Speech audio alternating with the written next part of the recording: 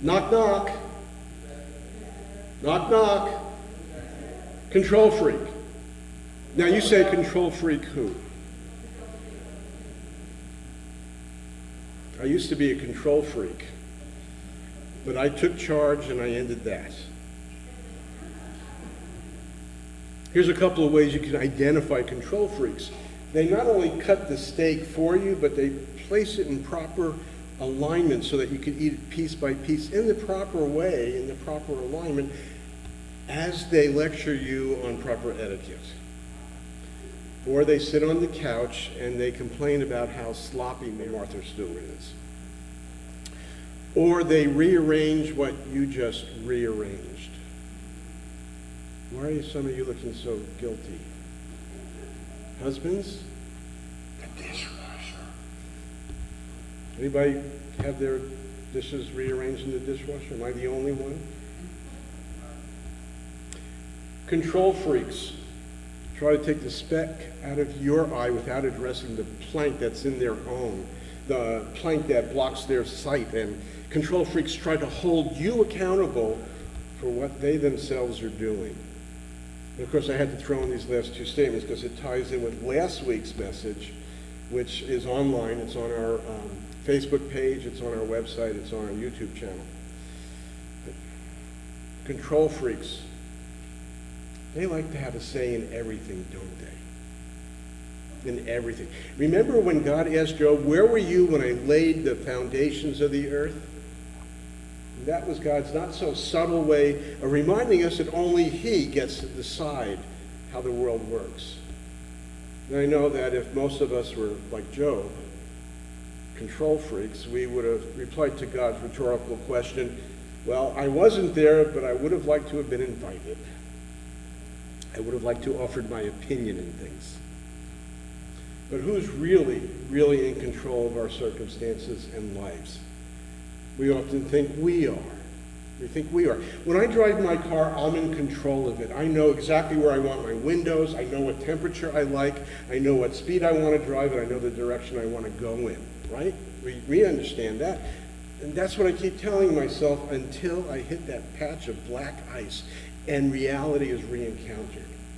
I'm really not in control like I think I am. You ever see the bumper sticker that reads, God's my co-pilot? You ever seen that one? Sounds awfully spiritual, doesn't it? But it keeps me in the driver's seat and it puts God in as my assistant and my sidekick. It means that I think that I am in control of my life. And I often think that. I keep telling my hair that, but they won't listen. They keep disappearing. And with that said, today we're going to look at Mary and Martha. We're going to look at Mary and Martha. Now, 2 miles east of Jerusalem is the city of Bethany, where Jesus stayed with a family of faithful followers and dear friends. And that would be Lazarus, Mary, and Martha. And this is the same Lazarus whom Jesus resurrected from the dead, if you've been reading your Bibles. But this story is really about his sister Mary, who was seated at Jesus' feet learning, and Martha, who was in control of the household. This is Luke, chapter 10, 38 through 42. Luke 10, 38, 42, we're going to be in the NIV. As Jesus and his disciples were on their way, he came to a village where a woman named Martha opened her home to him. She had a sister called Mary who sat at the Lord's feet listening to what he said. But Martha was distracted by all the preparations that had to be made. She came to him and asked, Lord, don't you care that my sister has left me to do the work all by myself? Tell her to help me. Martha, Martha, the Lord answered, you are worried and upset about many things. But only one thing is needed. Mary has chosen what is better, and it will not be taken away from her. Now, I've noticed that the Marthas in life think that the Marys are wrong, but that the Marys in life think that the Marthas are wrong. And we all have our tasks and our roles to play. And sometimes we get to be a Mary, and sometimes we get to be a Martha. Let's take a look at these two sisters from a non-traditional standpoint, my standpoint, sort of like my groaners. In verse 40, Mary feels sorry for herself, blames and criticizes Mary. And I understand that. I identify with that. I don't think it's uncommon for any of us to feel overworked, underpaid, and fall into self-pity and criticize others for not helping, for not being there. Yet most of the time, we make our own choices. So we've really no right to fall into these emotions. We make our own choices. It's our decision. For example, and here's a little testimony, a little confession. When I was younger, but before I learned to control it, I was a foodaholic. And sometimes I'd eat things that were perhaps a little too greasy for me or perhaps a little bit too spicy for me, and it would cost me a lot of sleep. I would be on tongue patrol every hour until I finally got wise and I'd pop some Pepsids, whatever they're called. That took 45 minutes, so I would lose all this sleep. And you have to understand it wasn't my fault. It was the chef's fault. It was absolutely the chef's fault. If the cook hadn't have made so much food, they hadn't put so much food on my plate, if they had used healthier ingredients, not so many spices, they'd only put half the amount on my plate even. As my wife said when she read this, she said, blah, blah, blah, ain't it awful? But can you taste where I'm going with this? The real truth is I chose to overeat. I decided to indulge in seconds. It was my choice. I opted to eat more than I should have. And Martha's opting to care for her guests meant she wasn't entitled to self-pity or to complain to Jesus or for me to complain about the chef. And if we find ourselves in that type of Martha mode, it's time for a little self-examination because our mission confused our priorities. Our mission confused our priorities. Relationships, work, the kids, house cleaning projects, the state of the world, and any form of busyness can and does distract us from our relationship with the Lord. It's easy to abandon our Bible reading, our prayer and listening time, our quiet time with Him in hopes of accomplishing all these things that need to be done. Anybody identify with me? Only two of you and you're retired. We put Jesus on the back burner instead of putting Him in charge with the understanding from Philippians 4:13 that I can do everything through Christ who gives me the strength. Needleman's Interpretive Book of Interpretation says, work smarter, not harder. Work smarter, trust harder. Trust God and stay away from the larder. It wasn't Mary's workload that was the problem, but her preoccupation and importance she placed on her self-assigned priorities, her self-assigned duties that distracted her from the real priority. She saw herself dutifully serving her guests instead of joyfully serving her master. She was in the driver's seat serving two masters, but first it was herself and then it was Jesus. So if being in service to Christ makes us to be a bear to be around, there's something wrong with our servanthood. Mary was occupied with Jesus. Martha was preoccupied with herself and her plans. She didn't get that what we do with Christ is far more important than what we do for Christ. What we do with Christ is far more important than what we do for Christ. And few things are as damaging to a believer's life as serving Christ without spending time with Christ. I don't know about you, but I'm often guilty of that. I spend far too much time serving Christ instead of spending time with Him. Anybody know what FaceTime is? Anybody know? Yeah? No, I'm not talking about the iPhone app. Back before there were iPhones, it was a corporate expression in corporate America, right? It meant direct and personal one-on-one contact and interaction with a leader. That was actual FaceTime. Corporate FaceTime is an in-person solo meet space, not cyberspace meeting, and it only occurs in local analog, not digital long distance. It's actual eye-to-eye contact. It's not a Zoom meeting. It's where we actually have to wear pants in the meeting because it's not just this up. Some of you are laughing, you know what I'm talking about. And FaceTime is so vital that Apple named their app after it, because FaceTime is a vital relational priority for us. And it's a vital relational priority for us to be with Jesus, because when we are more peaceful and even-keeled. Our life seems to be more peaceful and even-keeled even through the storms of life. And FaceTime with God involves spending private time just with Him. Just with Him.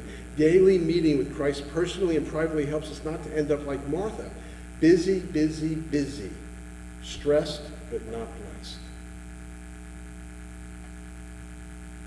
Who here has had people come to them stressed with unresolved and seemingly hopeless problems and issues? Anybody? Our kids? Our friends? And as a pastor, I'd like to offer you a little counseling advice. Start your response by asking them about their devotional life. Ask them about their devotional life. And more than likely, you're going to get a confession that there's a lack of prayer and listening. There's a lack of Bible reading. There's a lack of quiet time with the Lord.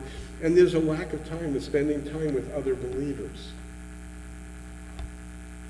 You see, the key to emotional fitness is to have the right spiritual priorities.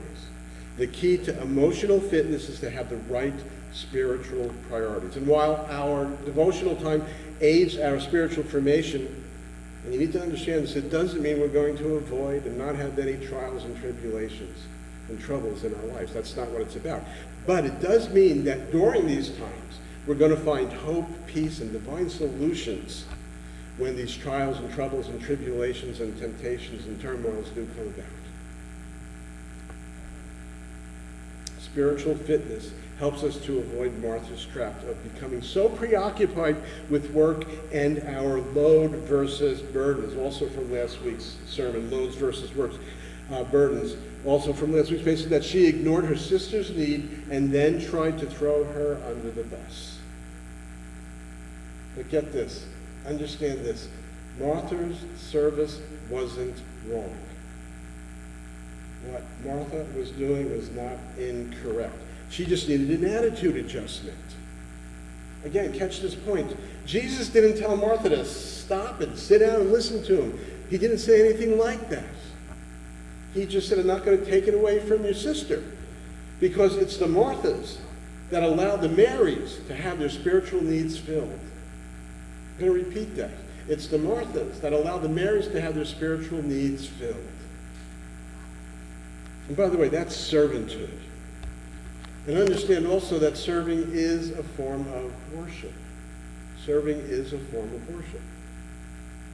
Now, many of you have heard me preach about the balance between the ditches, driving between the ditches. And in this case, it's the ditches of servanthood and worship, the balance in our lives between servanthood and worship.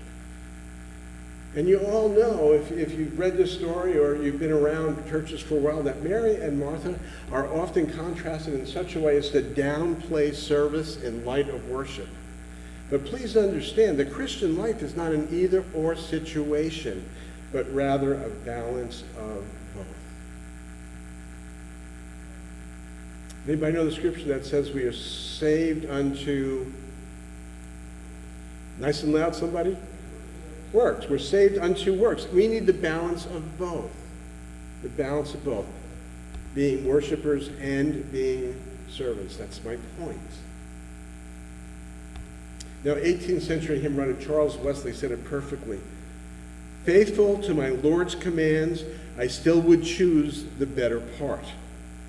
But serve with careful Martha's hands and loving Mary's heart.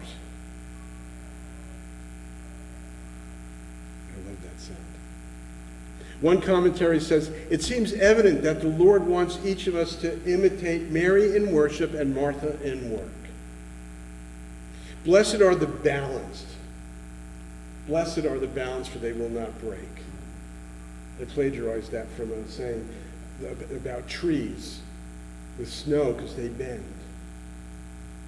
They don't break if they bend, but if they don't bend, they break. Blessed are those who are balanced, they will not break. Needleman's Interpretive Book of Interpretation says, being Christ-like means finding the balance of taking care of yourself while serving and furthering God's kingdom. Okay, on to the second viewpoint. And we're going to start by rereading these verses in the Amplified Version. The Amplified Version, where they use 6 words where 2 would have done just fine. But it helps us to really understand the intent of the writer. Methinks that the writers and translators of the Amplified Version might be control freaks. Anyway, here we go. Again, Luke chapter 10, verses 40 through 42 in the Amplified Version. But Martha, overly occupied and too busy, was distracted with much serving. And she came up to him and said, Lord, is it nothing to you that my sister has left me alone to serve alone? Tell her then to help me, to lend a hand and do her part along with me. But the Lord replied to her by saying, Martha, Martha, you are anxious and troubled about many things. There is need of only one or but a few things. Mary has chosen the good portion, that which is to her advantage, which shall not be taken away from her. Now, there are times when taking control is good. Taking some control at different levels is common, it's needed, it's appropriate. But if problems arise, if relational issues come about, the control becomes detrimental. And that's a warning sign to check our motives, because in reality it's our motivation, it's our reasons, it's our heart that causes the problems, that causes the sin. What compels us to say or do the things we say or do? What is it that we want? As Scripture doesn't go into the psychology or identify Martha's motives, I'm not going to either. But I do have my opinions, and I know what needs to be done about it. Is that a log in my eye? Anybody want to hold me accountable? Whatever the cause is, we all have some form of control issues, ranging from minor to freak. And Jesus gives us a really good example of control when he's speaking about the politicians of his day, the ruling Sanhedrin Council, in Matthew 22, 3 and 4.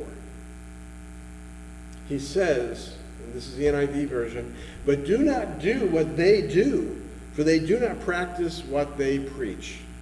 They tie up heavy loads and put them on men's shoulders, but they themselves are not willing to lift a finger to move them. The Sanhedrin prepared pages and pages of how things were to be done to get it right, saying they enjoy dominating, and controlling others might just be a little bit of an understatement. Then along comes Jesus, who trash talks them, rattles their cages, and calls them snakes and hypocrites. And Jesus says to them in Matthew 23:15 that they are teaching others to be twice as much a son of hell as you are. And the Pharisees' response? There ain't no log in my eye. They arrange for Jesus' torture and death. See, total control freaks don't take well to their power being threatened. And here are some definitions for us who might suffer from minor control issues, because I don't know too many people that are control freaks to that extent. But there's some of us that do have boundary problems. So these ideas can help us to confirm that we do have some guilt there, and we need to say, Lord, bless them, change me. Lord, bless them, transform me. Definition of control: to dominate, direct, or command, to exercise authoritative or dominating influence over other people's behavior, to eliminate or prevent the spread of something. Freak, abnormal, Obsessive behavior, behaving in a wild and irrational way, typically because of the effects of extreme emotional or mental illness. So a true control freak is a person who is gripped by dominating or commanding others to the point where their ability to flourish or grow is stifled. This is where we're going to find an overabundance of rules and directives and criticism and condemnation and a lack of grace and other-centeredness. You know, and as I'm saying that, I recall a moment of control where I hurt somebody else. Years ago, I owned a talent agency that booked 11 Western states and overseas, and we had a new phone system put in, and Alice came into the business, so we had to put a new phone line in, and she wanted to run the phone line. And she's looking at it, figuring it out, and I just tell her what to do. In that moment, I just took control. And she looked at me and she said, "You just took away all my joy in figuring this out." Ouch. My control freakiness took over, and I hurt the woman that I love because I was in control. I took her opportunity away to learn. I took away her opportunity to feel like she accomplished something. See, when things are in control, we got wired. I didn't know I was going to say that, but I did write that. When things are in control, we got it wired. But if the things are out of control, then Houston, we've got a problem. And we need to hit the control button. And while the controlling person's mantra is, "I'm only trying to get things done," or "I'm only trying to help," and it's often well-intentioned, just like mine was, it's actually detrimental if it gets in the way of a person's growth. If it gets in the way or is at the expense of someone else's spiritual and emotional growth and maturity. Stressful situations, like Martha having the Lord over for dinner with a bunch of other people, can drive us into control mode. I sometimes still fall into it because many of us mistakenly think that control equals strength. Control equals strength, safety, and security. But understand, control doesn't equal any of these things. Control highlights both our weaknesses and our lack of trust in God. It highlights our weaknesses because we think that it's out of our control, so we have to be strong and take control. And that highlights a weakness. And then we forget to trust God because we got this, Lord, we don't need you. Living life on life's terms is rough for control freaks. It's rough and it's tough. Our control issues explode into action so we can live life on our terms. What we like, how we like things. How we want our kids to behave, how we want our spouses to behave, how we want things to be at work. And we move into control because, well, God really isn't in the mix if we are in control mode. And that is really the root of controlling behavior if God is not in the mix. We have a lack of trust in God. So when things seem to be out of control, it's a good time to let go and let God, to place our trust in Him. Out of control doesn't mean God's not in control, does it? Out of control doesn't mean it's out of God's control. We may think so, but that's just not true. So exercising faith in God, which takes practicing, means we know that He's in control and not fight it. He's got this. We just don't understand what's going to happen and how it's going to happen. And it's really a simple answer, isn't it? It's a simple truth, but I know that we all struggle with it. I know that I do, and I assume that I am not unique. We all struggle with it. And understand, not trusting God breeds frustration. It breeds fear. It breeds the loss of hope. We have a hard time giving up control of anything But in order to live the life that Jesus offers, we must yield all authority and control to him, even if that means going out on uncharted and scary waters. Because we don't know what's going to happen. And for me, when I don't know what's going to happen, I want to take control. You know, in the last two messages, I said that being Christ-like means we strive to utilize the gifts of the Spirit and the fruits of the Spirit to the best of our abilities.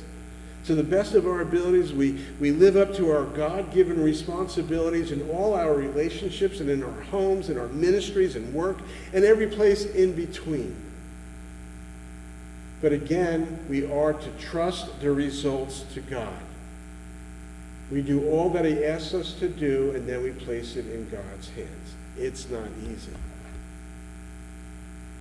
And it's vital to know the difference between being a control freak and simply giving it our best efforts, because there is a difference. Giving our best efforts means we put one foot in front of the other as we let God guide our steps. We put one foot in front of another as we seek God's guidance of where he wants us to place our feet. In 1995, I took control of worship at a church in Sacramento. I was their very first worship director. And Jeannie had led the music previously, and there was a grand total of 6 people on the worship team. It was a rather small church. And when I took charge, when I took control, Jeannie had concerns about me. She had concerns about me, but God spoke to her in a dream. This is what she told me. She said we were in a large cave with a bottomless pit, an abyss in between us. And I was on one side on a ledge, and she and the congregation were on the other side on a ledge. And I was going to jump over to the other side. Way too much for me to make the jump. And she screamed out, "Jeff, not in front of the kids!" She was afraid that the kids were going to see me fall into the abyss. But I jumped, and she watched God's hand come down and pick me up and glide me safely over to the other side of the church. God made it clear to her that she was no longer in control. But neither was Jeff. God was. God was in control. And over the next 2 years, God grew the worship team into 2 large worship teams. We had 40 people in the choir. We had 15 in the orchestra. We had a sound and light crew. And we had a drama department. I watched this happen. I didn't do anything. I was just there to do God's work. He brought all these people in. God was in control.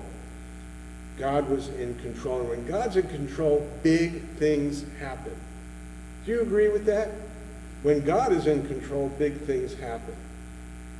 So if God is in control and big things happen, why are we taking control? When we accept that we are weak and lean on God, then we are strong. Because control does not equal strength. Strength is trusting in the Lord. It's trusting in the Lord. And the reality is that we have no control over unfolding circumstances. Black ice is everywhere. So our strength lies in our lack of control, because as we sang this morning, in our weakness, God is strong. And although talking about another issue, I believe 2 Corinthians also applies to what we are chatting about. This is 2 Corinthians 12, verses 7 through 10. To keep me from becoming conceited because of these surpassingly great revelations, there was given to me a thorn in my flesh, a messenger of Satan to torment me. 3 times I pleaded with the Lord to take it away from me, but he said to me, "My grace is sufficient for you, for my power is made perfect in weakness. Therefore I will boast all the more gladly about my weaknesses, so that Christ's power may rest on me. And that is why, for Christ's sake, I delight in weaknesses, in insults, in hardships, in persecutions, in difficulties. For when I am weak, then I am strong." For when I'm weak, then I'm strong.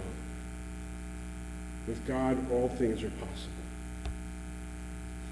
You see, the feeling that we're in control is really just an illusion. something that we like to think. Yet, the more fear we allow to crowd in and crowd out and into our relationship with God, the more control we take. The more fearful we are, the more control freak we become. The solution is to seek and trust in Jesus' guidance, direction, and power over creation. To turn our will and our lives over to him in our weakness. This is something I have to practice all the time. And it's not easy. It's not easy. Because, well, again, the feeling that I'm in control is an illusion. Because I really am not in charge of anything, but God is. My kids are happy about that. Alice is happy about that. I hope you are too. See, we don't choose the circumstances that emphasize our lack of control. Because we're not in control of it. But we can choose a joyfully response. We can choose to joyfully abandon those situations to God, to follow his guidance and trust him in it all. It's an easy choice if we remember how much better God is at it than we are. So, what I try to do and what I counsel you to do, if you have these types of situations in your life, and I believe that I'm not unique and we all do the next right thing that God puts before you.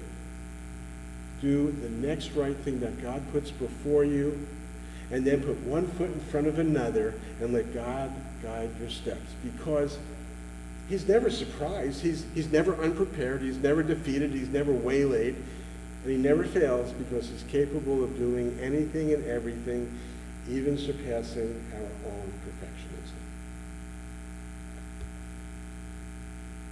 The illusion of control whispers false warnings and drowns out God's assurances and promises. I'm going to repeat that. The illusion of control whispers in our ears these false things that say we can do this, we can make this happen. It drowns out God's assurance that he's in control. It drowns out his promises. See, we want the short-term benefits. We don't want to go through the long-term pain, but God understands that the short-term pain brings other long-term benefits. So trust God, not just when things are going well, but when we can't see where we're going. When we can't understand why are we in this place that we're in. Why are there fires all around us? Why is there drought? Why is there such divisiveness? Why is there a pandemic? Lord, I don't understand. And we don't have to, because God is in control and he's got this. So, he rules. And for us, we just put one foot in front of the other and try to follow the steps that he set for us. Trusting God's sovereignty liberates us. It allows us to unclench our fists, to let go of the illusions and control and the stress and the problems it causes. Because the Lord is in control. And as Dan comes up to close us, don't let your missions in life mess with your relational priority with God. Don't let your mission in life mess with your relationship with the Lord. Don't confuse your mission with your spiritual formation and priorities. Endeavor to accomplish all things to the best of your ability, but trust that the outcome is ruled and governed and controlled by the Lord.